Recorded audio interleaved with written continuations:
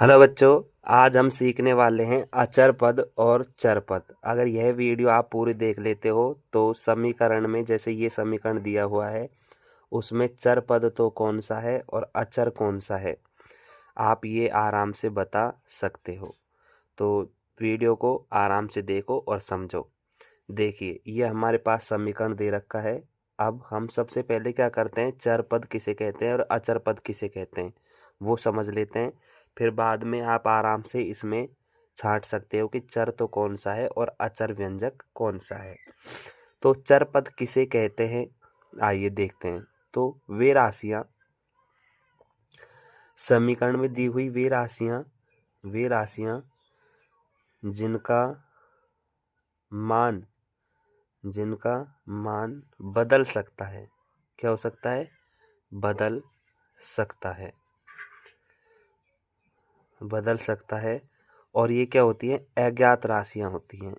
मतलब इनका मान दिया हुआ नहीं रहेगा, हमें निकालना पड़ता है इनका मान। अज्ञात राशियां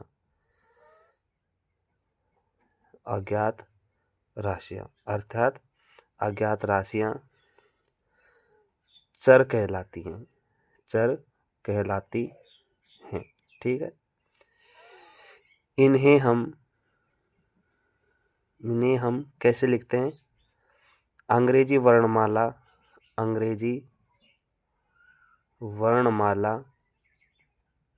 इन्हें हम अंग्रेजी वर्णमाला के अक्षरों से दर्शाते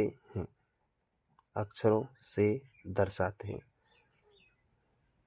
जैसे एक्स, वाई, जेड, ए, कुछ भी ले लो, अंग्रेजी वर्णमाला के अक्षरों से दर्शाते हैं। ठीक है, आदि। अब आप लोग चर पद तो बता सकते हो आराम से। इसमें चर कौन सा है? ये 5x, ये क्या है? चर पद है। और देखिए ये कितना है? 2 है। ठीक है, तो चर पद तो कौन सा हो गया? ये वाला। ठीक है, अब हम आते हैं अचर पद पर। अचर पद किसे कहते हैं? पूरी यूट्यूब पर आपको ऐसे आराम से और चर पद और अचर पद की वीडियो ही नहीं है, आप देखोगे तो आराम से समझ पाओगे। ठीक है, कहीं भी आपको इस तरीके से नहीं समझाएगा कोई भी, जैसे मैं समझा रहा हूँ। अचर पद किसे कहते हैं? तो अचर पद में क्या होगा? वे राशियां जिनका मान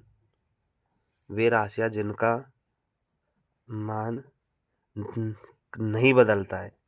इनका मान कभी नहीं बदलेगा, ये जो है वो ही रहेंगी। मान नहीं बदलता है। ये ज्ञात होती हैं। ये कैसी राशि होती है? ज्ञात होती है। हमें पता होता है कि कौन सी, मतलब ये कितना है। ये जैसे 2 है, ये फिक्स 2 ही रहेगा। ये 7 है तो ये 7 ही रहेगा, इनका मान नहीं बदलेगा कभी भी। अचर पद कहलाते हैं। ठीक है, जैसे 5, 7, 9, 1, 2, जितनी भी गिनती है ना वो सब आदि।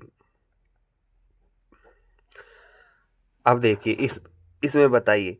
अब अचर पद तो कौन सा है? ये 2, और ये 7 भी अचर है। ठीक है, और चर कौन सा है? 5x। तो समझ में आ गया आप लोगों को? अचर पद और चर पद आराम से समझ लोगे। ठीक है, जब तक हम लोगों को चर पद और अचर पद का ज्ञान नहीं रहेगा, अचर समीकरण में चर तो कौन सा है, चर कौन सा है, तब तक हम समीकरण को अच्छे तरीके से हल नहीं कर सकते हैं। फिर इसके बाद में आता है पक्षांतरण करना। अचर पद और चर पद हमने समझ लिया, फिर इसके बाद में हम सीखेंगे पक्षांतरण करना, जो आप किसी नेक्स्ट वीडियो में देख सकते हैं। पक्षांतर कैसे किया जाता है।